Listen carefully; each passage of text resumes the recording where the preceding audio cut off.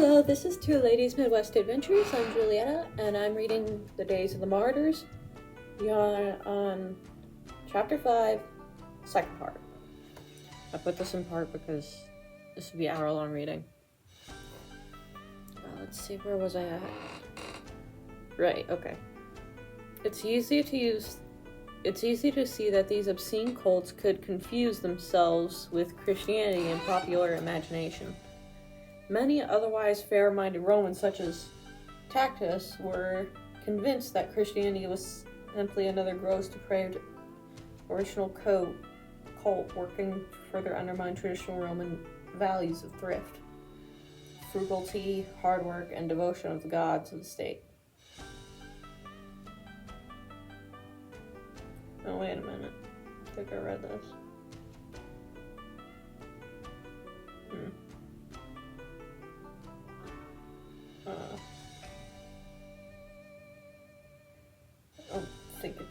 No, I don't think. Okay, no, I don't think I read that part. Okay. Okay, the second persecution of the church came about through the Emperor Domitian, who succeeded his brother Titus in AD 81. His uncle and cousin were Christians, and he knew very well that the faith was not accurately to be associated with immoral and abominable practices.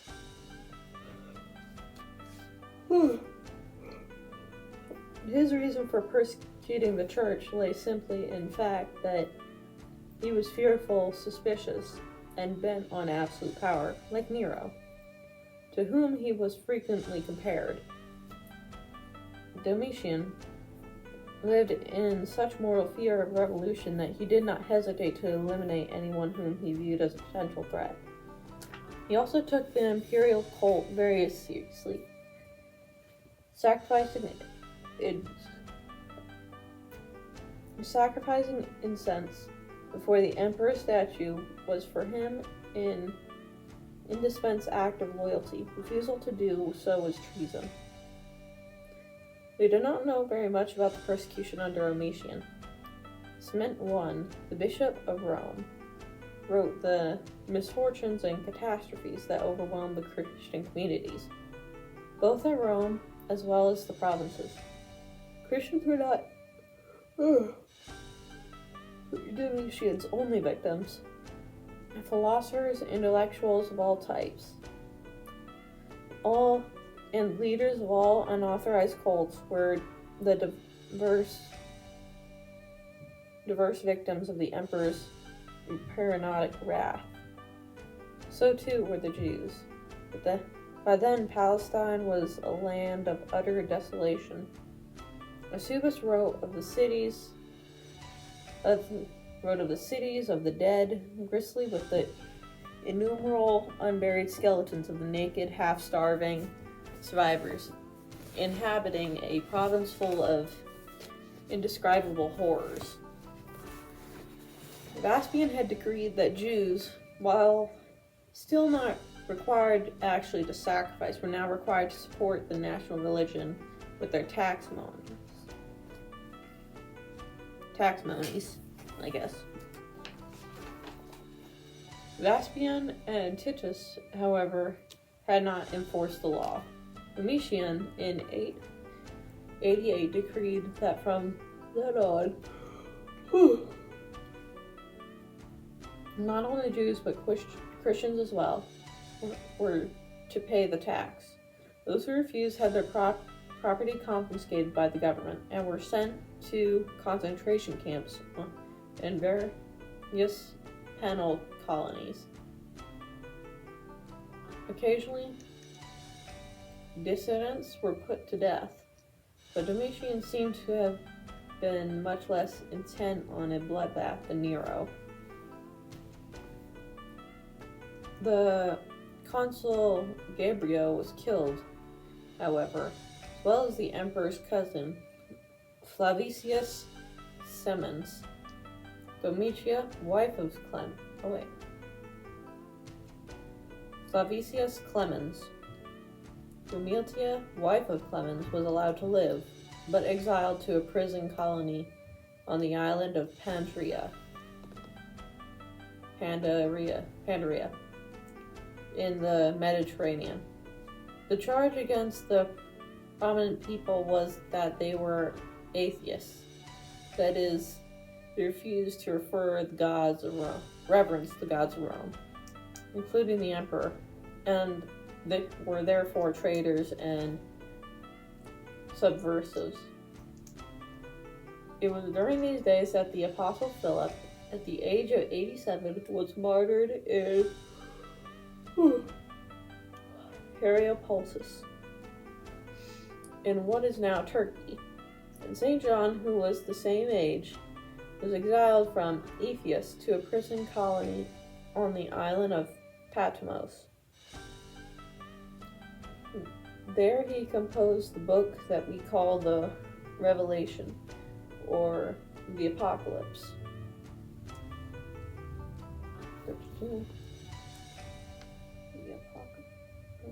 Gosh dang it. Domitian also ordered the arrest of leaders of the Church of Jerusalem, just before the destruction of Jerusalem in 70. Bishop Simon of Jerusalem had advised all his flock to move Jerusalem to the town of Pella, in what is now Jordan. There they were able to survive the subsequent bloodbath. 2 years later, Simon led the Christians back to Jerusalem, or what was left of it.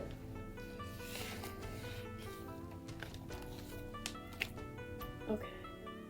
Bishop apparently escaped arrest during the persecution of Domitian, but 2 of his subordinates were seized and taken to Rome for interrogation. Like all leaders of the Catholic Church, these men were related. Like all leaders of the Catholic Church, these men were related to Jesus. Eusebius recounted that they were descendants of Jude, one of the men described in the Gospels as brother of the Lord. Domitian himself interviewed them. Domitian asked them, "What about Christ and his kingdom? What is it like? When and where will it appear?" It is not of this world or anything on earth," they explained. "It is angelic. It is in heaven, and it will be established at the end of the world. And Christ will come in his glory to judge the living and the dead, and every man will be rewarded according to his conduct on earth." And Domitian decided that these men were inoffensive. Decided that these men were inoffensive crackpots who posed no threat to his power. Well, that's an interesting title, crackpots. And so, in AD 95, he called off his persecution of Christians. Let's see. Called off his persecution of Christians. The enforcement of the religious tax on Christians and Jews was not worth the trouble, and like his father and brother before him, Domitian allowed it to fall into benign neglect. He allowed those who had been in prison to return to their homes. The Apostle John, then 92, was released from captivity at Patmos and allowed to return to Ephesus, where the 5 years remaining to him were some of the most productive of his life. Domitian did not have many years remaining to him, as many like-minded rulers before and since learned, or should have, opposition to tyrannical rule when it was like a mythical monster. Or should have. Opposition to tyrannical rule was like a mythical monster known to the Hydra. When one head is cut off, the beast grew 2 more in its place. For every suspected subversive that Domitian killed or imprisoned, 2 more replaced him.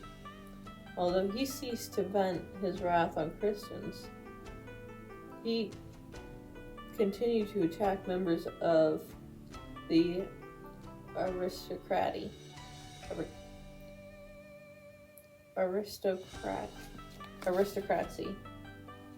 until he grew so hated that even his wife supported the palace coup that snuffed out his life on September 1896.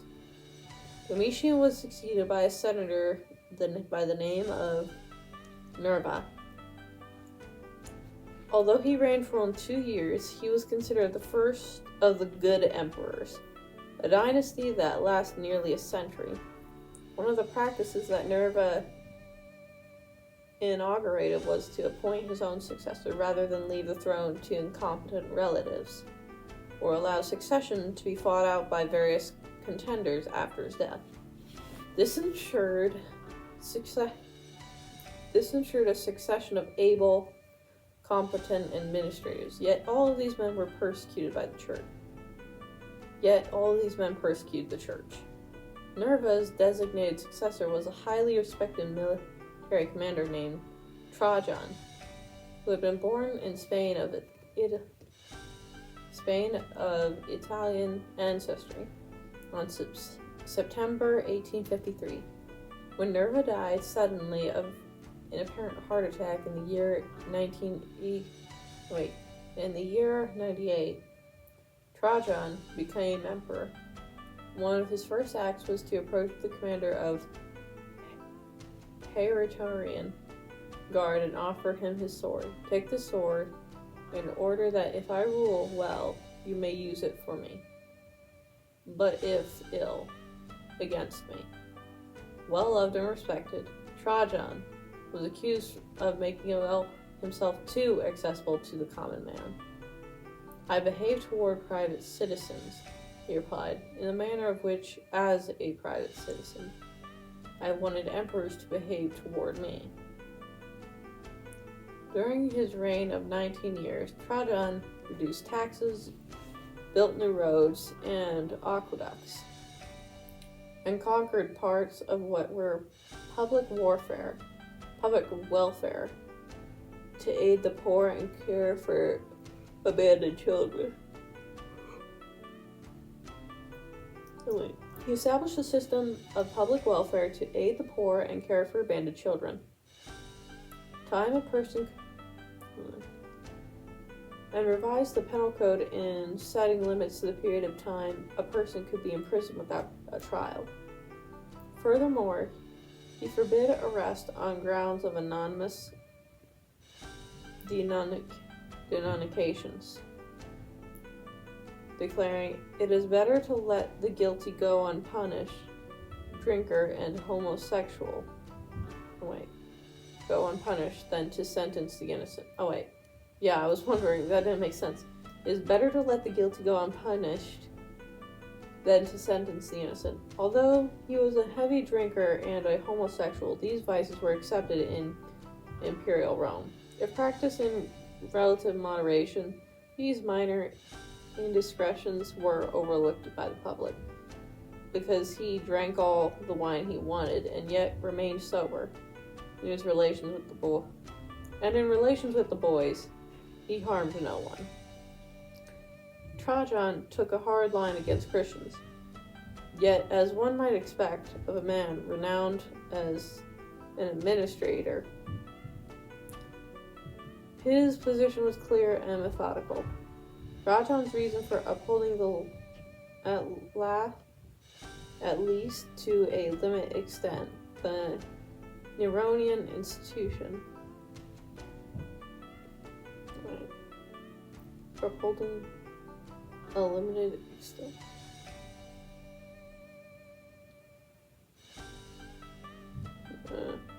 Trajan's reason for upholding at least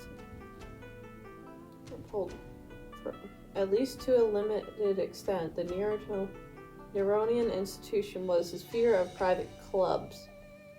Trajan feared that the Roman counterparts of such normality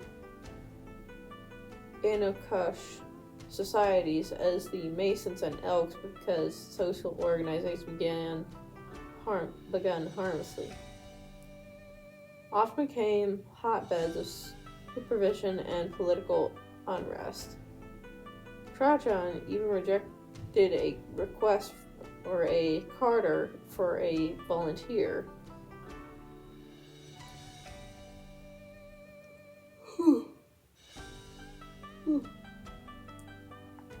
For a volunteer firefighting organization in the province of Bithynia Apollonius in what is now Turkey, where his friend Pliny the Younger was governor. Oh, 13 minutes already. Alright. Stay blessed, make the world a better place, one person, one moment at a time. Like and subscribe so we can get to 1,000 subscribers to start beekeeping. Jay's not here to say bye, so bye! Like and subscribe so we can get to 1,000 subscribers so we can start beekeeping.